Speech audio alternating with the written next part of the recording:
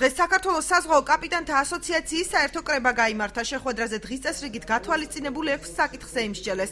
კრებაზე ასოციაციის მმართველთა საბჭოს წლიური ანგარიშიც მოისმინეს. ასევე იმსჯელეს ევროპის საზღვაო უსაფრთხოების სააგენტოს მიერ ქართველ მეზღვაურთა სამუშაო დიპლომების აღიარების აღდგენის შესახებ.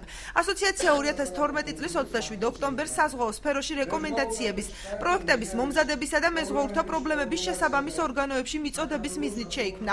ასოციაციის საერთო კრება უკვე მეორედ შეიკრიბა. მას 51 მეზღვაური, მათ შორის 26 კაპიტანი ესწრებოდა. მიზანი ძირითადად არის ქართული მეზღვაურის პროფესიის, საერთოდ მეზღვაურის პროფესიის წინა პლანზე წამოწევა და წარმოჩენა და მთავარი არის რომ მეზღვაურებს განუმარტოთ დღევანდელი მოთხოვნები, რა მოთხოვნებია კონვენციური მოთხოვნები და დახმარება გაუწიოთ ყველა დონეზე, სამთავრობო დონეზე იქნება თუ რაღაც, თუ კი საჭიროება იქნება და რამეს კონსულტაციისათვის მოგმართავენ დახმარებას გაუწევთ. მიღებული ფორმაა სოფლიოში საზღვაო კაპიტანთა ასოციაციები.